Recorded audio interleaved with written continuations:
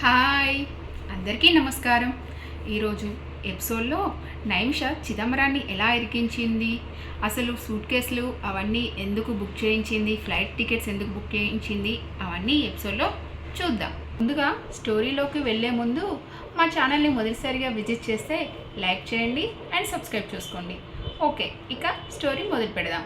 హైదరాబాద్ నగరానికి కొత్తగా వచ్చిన వాళ్ళకే కాదు, నగరంలో ఎప్పటినుంచో నివసించే వాళ్ళకు కూడా పాతబస్తీ గజిబిజిగా కనిపిస్తుంది. ఓ నిర్దిష్టమైన ప్లాన్ లేకుండా కట్టబడిన ఇల్లు, ఇరుకు గల్లీలు చార్మినార్ దాటిన తర్వాత దర్శనమిస్తాయి. అందులో ప్రవేశించి దారి తప్పకుండా రాగలడం ఏ కొద్ది మందికో తప్ప సామాన్యులకు మాత్రం అసాధ్యమైన పని. టోనీ పేరు చెబితేనే పిట్టలు కూడా నీళ్లు తాగవు. దాదాపు 60 ఏళ్ల టోనీ అంటే అందరికీ భక్తి కన్నా భయం ఎక్కువ. మట్కా జూదం నడిపించడం, వ్యభిచార గృహాలను నిర్వహించడం, రౌడీలను పోషించడం, అక్రమంగా జూద గృహాలను నిర్వహించడం లాంటి పనులు చేయడంలో టోనీ అసాధ్యుడు.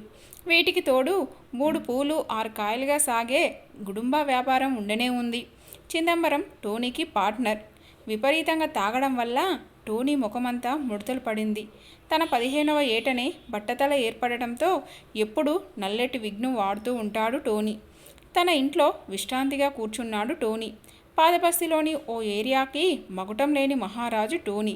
మొట్టమొదటి నుండి రౌడీయిజం చేయడం తప్ప పనులు ఎలా చేయించుకోవాలో తెలియని టోనీకి బాగా చదువుకొని పైరవీలు చేయడం, మోసంతో డబ్బు సంపాదించడమే ధ్యేయంగా గల చిదంబరానికి మంచి స్నేహం కుదిరింది.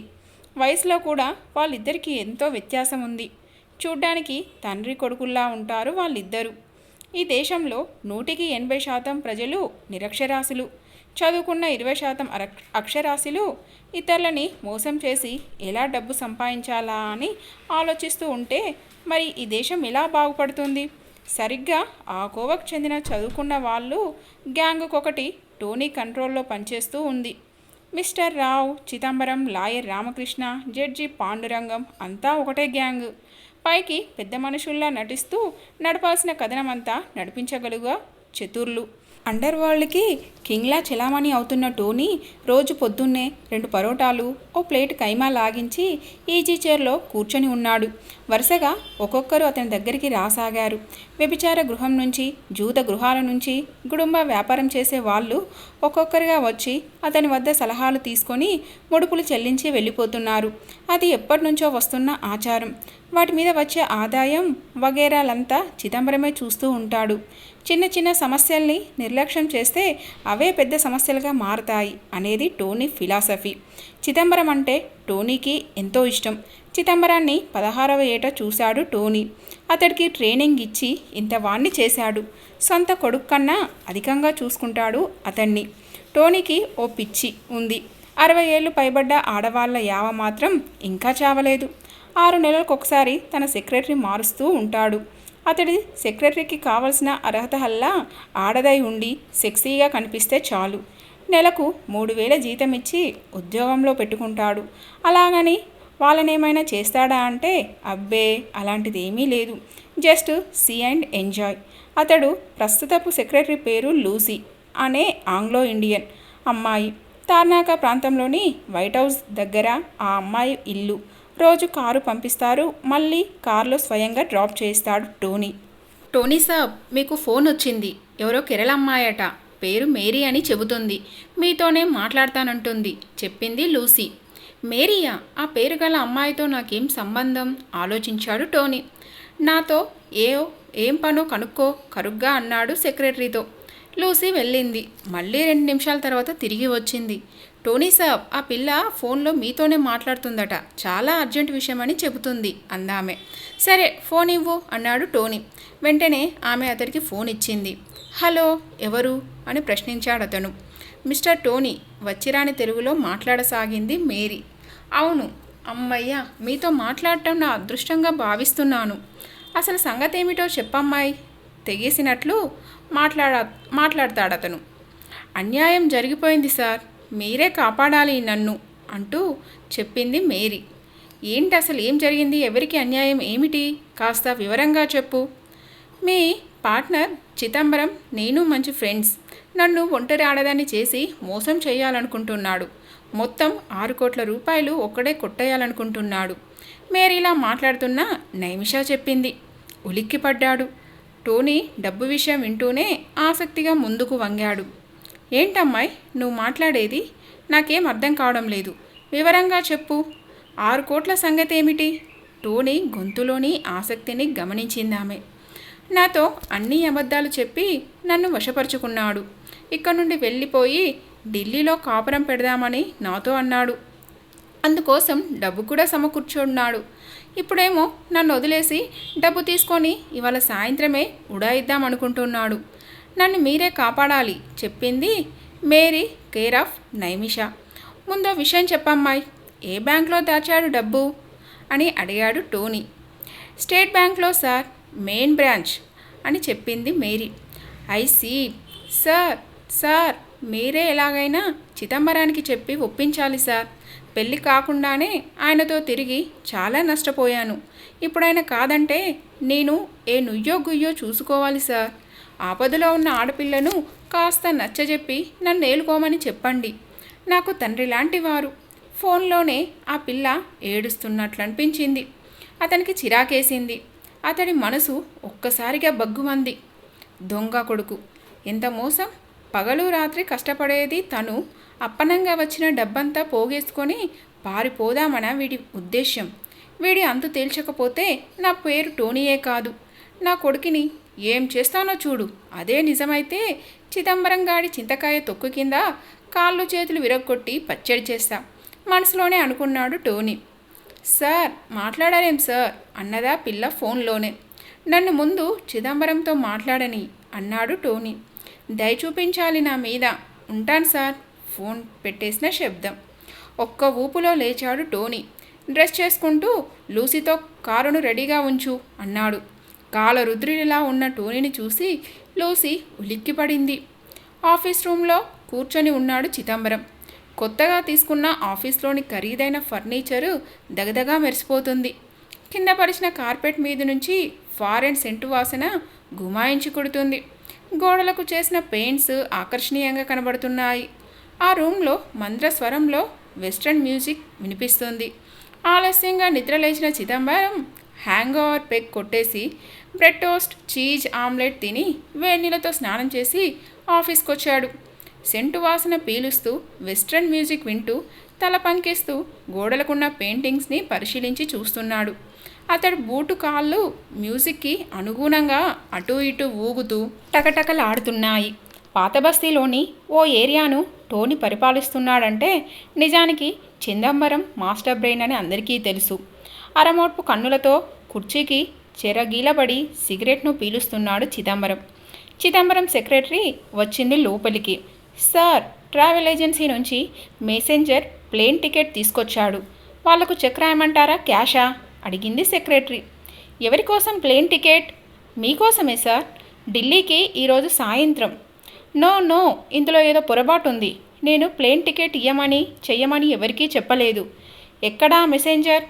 లోపలికి పంపు అన్నాడు చిదంబరం. సెక్రటరీ బయటకు వెళ్ళి మెసెంజర్ని లోపలికి తీసుకొని వచ్చింది. ఎవరికోసమోయ్ ఈ ప్లేన్ టికెట్ అడిగాడు చిదంబరం చిరాగ్గా. ఇది జే చిదంబరం పేరిట ఉన్నది సార్. ఇదే అడ్రస్లో డెలివరీ చేయమని నాకు ఇన్స్ట్రక్షన్స్ చెప్పాడు మెసెంజర్. నీకెవరో తప్పు చెప్పారు. నేనెవ్వరికి ప్లేన్ టికెట్ బుక్ చేయమని చెప్పలేదు. బహుశా మీ ట్రావెల్ ఏజెన్సీ వాళ్ళు సేల్స్ ప్రమోషన్ కోసం ఇలాంటి జిమ్మిక్స్ ఏమైనా చేస్తున్నారేమో అన్నాడు చిదంబరం. ప్లేన్ టికెట్ ఎప్పటికీ? ఈరోజు సాయంత్రానికి సార్, ఢిల్లీకి చెప్పాడు మెసెంజర్. నాకు ఢిల్లీ వెళ్ళే పనేం లేదు. అయినా నేనెందుకు ఢిల్లీకి వెళ్ళాలి? అక్కడ నాకేం పని లేదే అన్నాడు. అదే సరైన ప్రశ్న నవ్వుతూ నిలబడ్డాడు టోనీ. మెసెంజర్ దాటుకొని లోపలికి వచ్చి నన్నొకసారి చూడని ఆ ప్లేన్ టికెట్ అంటూ మెసెంజర్ చేతిలోని ఎయిర్ టికెట్ను తీసుకొని పరీక్షగా చూశాడు టోనీ. అదంతా తప్పు టోనీ, అది ఆ మెసెంజర్కి ఇచ్చేయి. ఏమో మెసెంజర్, దీన్ని ఎక్కడి నుంచి తెచ్చావో అక్కడ ఇచ్చేయి అన్నాడు. ఒక్క నిమిషం అంటూ టోనీ టికెట్ ఫోల్డర్ తెరిచాడు. అది ఎగ్జిక్యూటివ్ క్లాస్ టికెట్. జే చిదంబరం పేరిట 1 వే టికెట్. ఢిల్లీకి నిర్దేశింపబడి ఉంది.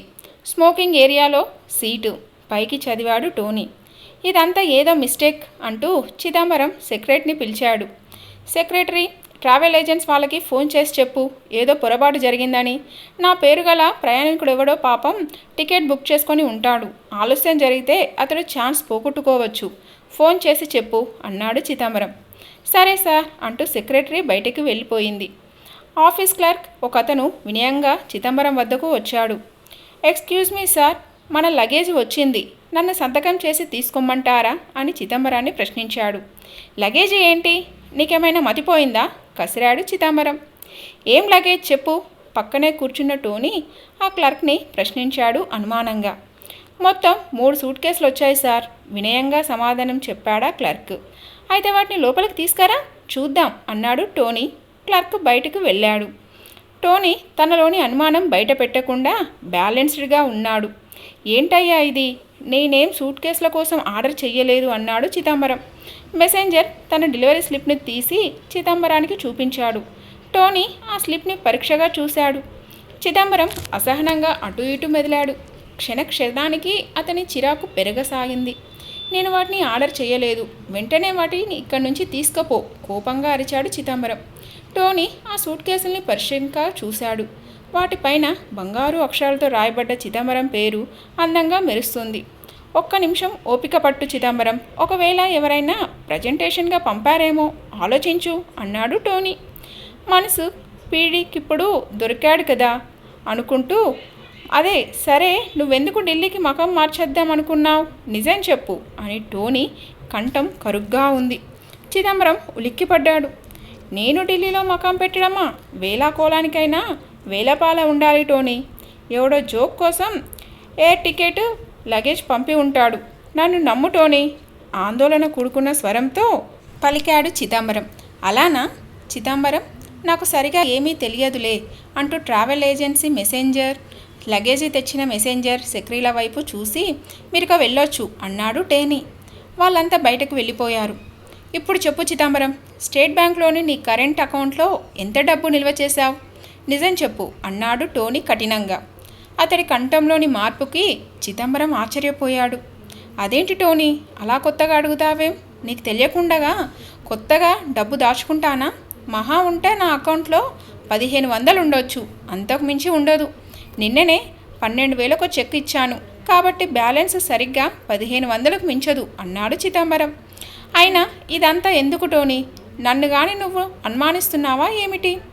అబ్బే ఊరికనే చిదంబరం, నువ్వెంత నమ్మకస్తుడివో నాకు తెలియదా? ఏది ఒక్కసారి బ్యాంకుకి టెలిఫోన్ చేసి నీ అకౌంట్లో ఎంత డబ్బు ఉందో కనుక్కో అన్నాడు టోనీ బయటపడకుండా.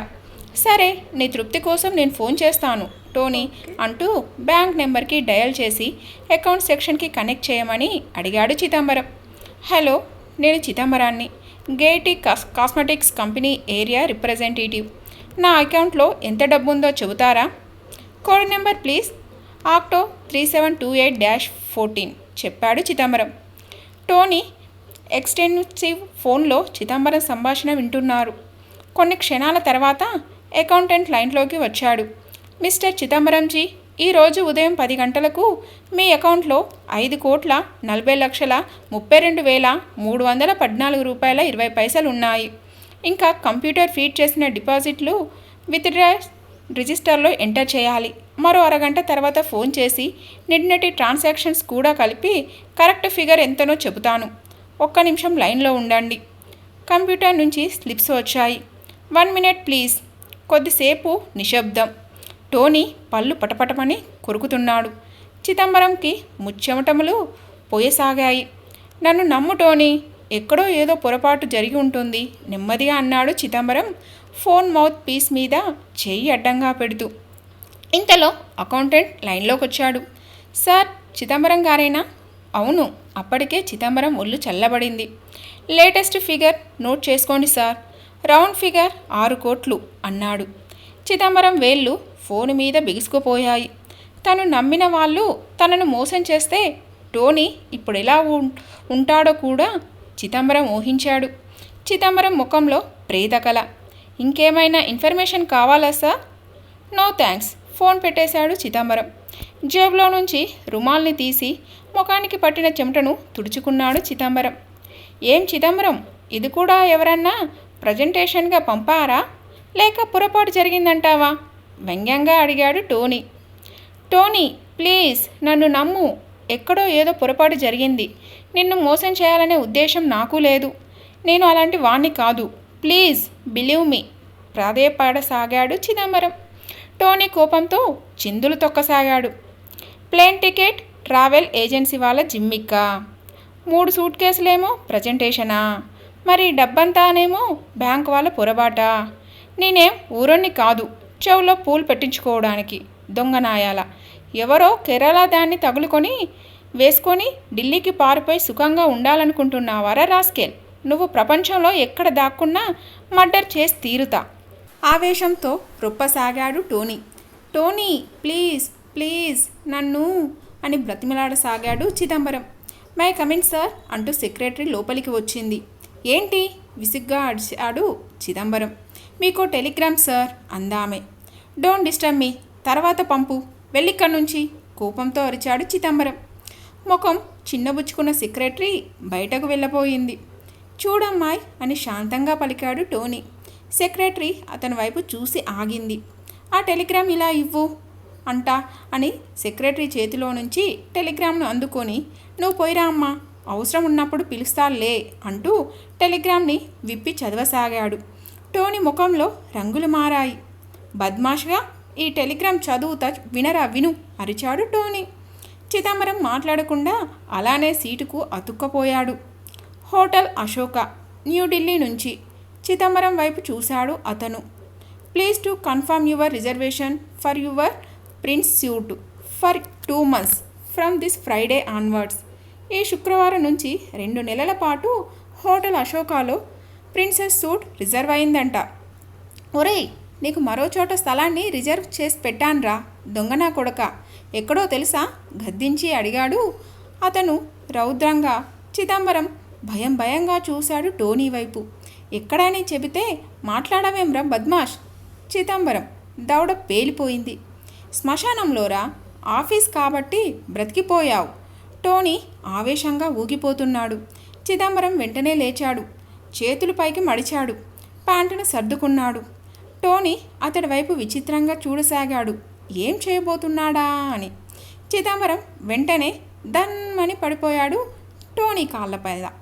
చిదంబరాన్ని నమ్మినట్లే నమ్మి తిరిగి నమ్మలేకపోతున్నాడు టోనీ. 4 దృష్టాంతాలు కనిపిస్తున్నాయి చిదంబరం తనను మోసం చేశాడనటానికి. బ్యాంక్లో పొరపాట్లు జరిగినా వేలల్లో లక్షల్లో జరగవచ్చు, కానీ కోట్లల్లో జరగదు. ఒకవేళ జరిగినా వెంటనే గుర్తిస్తారు. ఒకవేళ గుర్తించలేదనుకున్నా కస్టమర్ అకౌంట్ పొజిషన్ అడగగానే రిజిస్టర్ వెరిఫై చేస్తే వెంటనే అనుమానం వస్తుంది. కేవలం వేలల్లో అకౌంట్ మెయింటైన్ చేస్తే కస్టమర్ కోట్లు ఎలా జమ చేస్తాడు హఠాత్తుగా? అసలు ఏ బ్యాంకులోనైనా కోట్లు ఆపరేట్ చేసేవాళ్ళు చాలా తక్కువ మంది ఉంటారు. పైగా luggage company, hotel reservation, flight ticket అన్ని ఏర్పాట్లు ఎలా జరుగుతాయి? వీడి అంతేమిటో తేల్చుకోవాలి. ఇక నుంచి వీడి మీద అనుక్షణం కాపలా పెట్టాలి అని మనసులోనే అనుకొని అప్పటికి ఇక ఘర్షణకు దిగకుండా వెళ్ళిపోయాడు టోనీ. దూకుడుగా వెళ్ళిపోతున్న టోనీని చూసి ఒకంత ఊపిరి పీల్చుకున్నాడు చిదంబరం. కానీ అంతలోనే అనుమానం వచ్చింది. అవును, అసలు ఇవన్నీ ఎలా జరిగాయి? పొరపాటున జరిగినా తనిప్పుడు కోటీశ్వరుడు. చిత్రమైన అనుభూతి, ఆనందం. అసలు ఎలా జరిగాయి ఇవన్నీ? ఏదో ఒకటి యాదృచ్ఛికం అనుకోవచ్చు, కానీ ఇన్ని ఎలా? ఒకవేళ తన వెనుక తన శత్రువులు ఎవరైనా ఉన్నారా? ఉలిక్కిపడ్డాడు చిదంబరం. ఇదండి ఈరోజు ఎపిసోడ్. ఈ ఎపిసోడ్ మీకు నచ్చిందని ఆశిస్తున్నాను. ఈ ఎపిసోడ్ కనుక మీకు నచ్చినట్లయితే లైక్ చేయండి అండ్ సబ్స్క్రైబ్ చేసుకోండి. మరొక ఎపిసోడ్తో మళ్ళీ కలుద్దాం. అంతవరకు బాయ్.